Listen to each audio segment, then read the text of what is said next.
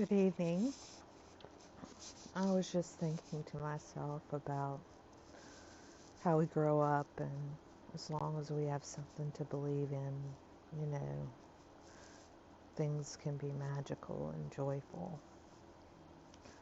And when we're young, it starts with things like Santa Claus, and that turns out not to be real. And with our parents and their bond, and that turns out not to be real. A lot of us come from divorces.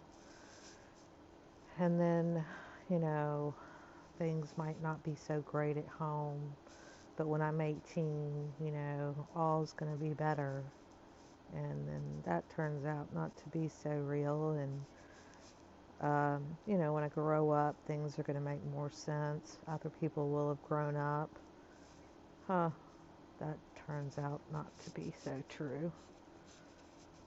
Um, it seems sometimes you're surrounded by liars and cheats and thieves and just for no other reason than just to be that way. I don't understand. And so, you grow up and you see that one very hard lesson is to learn is that not everybody thinks like you. Not everybody feels like you. Not everybody has the morals and values that you do. The sense of right and wrong that you do that seems obvious, but to others not so much so. A lot of people work in a gray area, a lot less black and white. And it's a hard lesson to learn that, they're not like you. And since I lived in so many different places, and I met so many different people, I think I learned that pretty quickly. My adaptability is very strong in any social situation because I've been exposed to a lot. But to just really grasp that concept that others can lie and think nothing of it. Others can steal and think nothing of it. Others can cheat and think nothing of it. Others can, do other bad things, think nothing of it. Is amazing to me. And this filters off into everything in humanity. Anything a human has their hands on, there's some semblance of corruption some way. Hard part is finding the people who are true and real and legitimate and human and not some caricature they've put together that they want to be, but who they actually are. That's hard to find. And even within that, there's limitations. I mean, I'm not going to show you my face and show you exactly what I look like.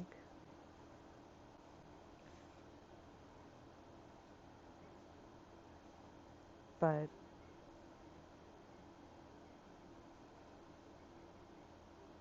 and in that, there's limitations to your judgments of me. I don't know. Good thing, bad thing. Mainly it's for my protection, my children's protection, my family's protection.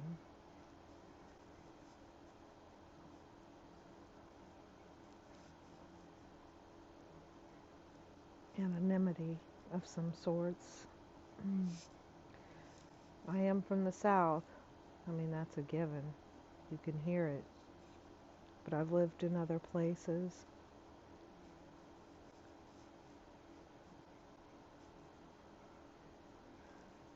There's no other like me. Just like there's no other like you. But to find someone who's just totally genuine is extremely difficult, you know? And it's sad. It really is sad because, you know, there's societal strain on what you exactly delve into or question or talk about. Philosophers are no longer needed according to society. Thinking out the box can get you in all kinds of trouble. I mean, but it's sad because if you don't think out the box and you stay on the same narrow thinking process that it only works this way, so therefore we have to stay this way scientifically on finding out things, it's very limiting. Because if you would just take a right and a left just a little bit, you'd actually find the answer. But nobody wants to listen to anything different. It's what everybody accepts, what's put forth in front of us to digest through school. That narrow band is what's acceptable. I have a minor in philosophy, one class short of a major, one class short of a bachelor's degree in philosophy. Absolutely love it. Everything about it. The pushing the edges of thought. But still usually within more moral boundaries. It's through philosophy that we've come to our understanding of what is morally right and what's morally wrong. Because philosophy is a belief.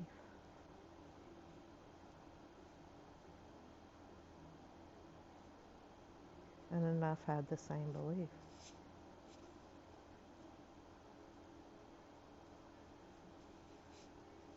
But that's being destroyed. That's not even reliable anymore. Believing in, morals and values and right and wrong and kind of the top 10 of what not to do. And yet, it's perfectly fine nowadays. So, that's gone. As far as something that you can rely on that other people are adhering to the same standards. That's gone. So, it's really hard to stand on a firm foundation when the foundation keeps getting smaller and smaller. It's like you're floating on a little itty bitty piece of ice in the middle of the ocean when it all used to be connected. I don't know. Just what do we believe in anymore? What can we agree upon anymore? What can we voice our opinions about anymore without being seen as something, outside the norm and get called names?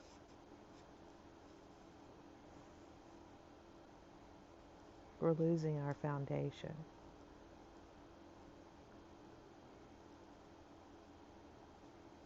And it's evident.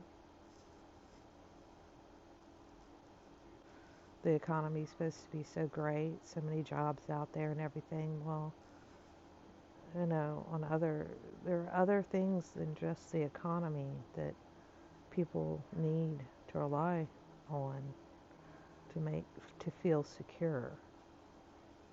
I mean, money isn't all of it. It helps, for sure, but it's not everything. But I could go on and on. But I just wanted you to think about that. You know, what can you really rely on? I mean, is it family? And if you come from a broken family and broken parents, make you the parent that your children can rely on. Start with you. Make that a given to your children, that you're stable and something that they can rely on, always, for advice, for a step up in the right direction, not to cling to and, live off of and not do anything. That's not what I'm talking about. I'm talking about something, a place, person, a home that they can count on. That's always wonderful to have in the back of your mind.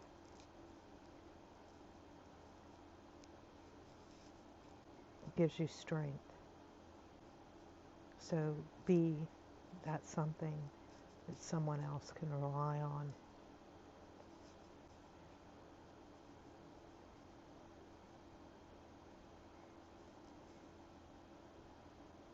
Maybe that'll give you some peace. Have a good evening.